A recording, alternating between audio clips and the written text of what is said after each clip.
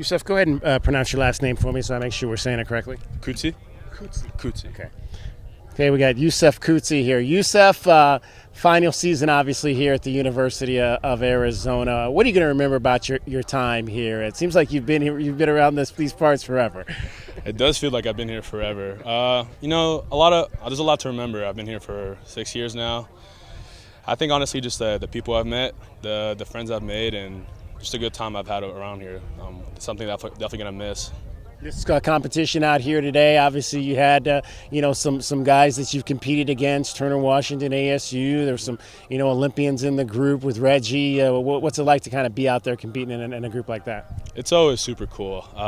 You kind of have to rise to that level, especially if I want to compete with those guys. So that's kind of what I was hoping to do today. Didn't go quite as planned, but still happy about it, and looking forward to next year when we do it again. When you look at your performances at events like this, do you have tape you go down and you immediately start kind of looking at why maybe the throws didn't go the way that you wanted them to? Yeah, my coach will film every throw, and then we'll kind of look at each one and see, like, all right, so this is what we did well, this is what we didn't do as well, and just knowing what I do in practice and what I feel, we'll grab feedback off of that. What's this summer look like for you in terms of you're going to try to get yourself in the mix to potentially make the U.S. team? So I'm actually Canadian, so that's right. Yeah, so I'm gonna try to grab another few meets. Canadian Nationals is late July, like USA is, and I'm gonna go there and try to defend my title. Obviously, Fred announced this week that he's going to be retiring. Just what has he kind of meant to you in this program?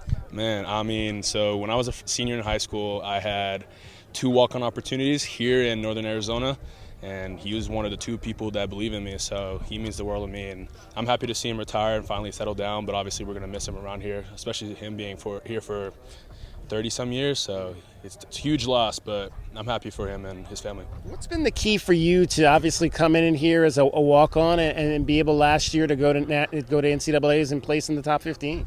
Just a crazy belief in myself.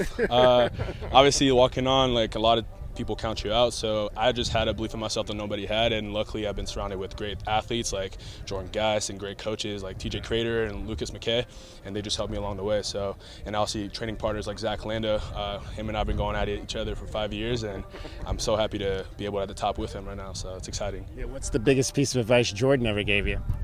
Throw further.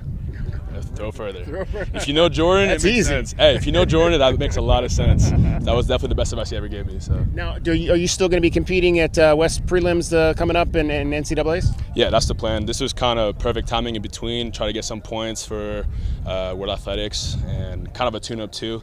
As much as I wanted to throw a big PB, I was also kind of getting ready for regionals in those 3 first throws. Right, outstanding. Well, Youssef, best of luck coming up at Texas A&M. Thanks so much. Appreciate it.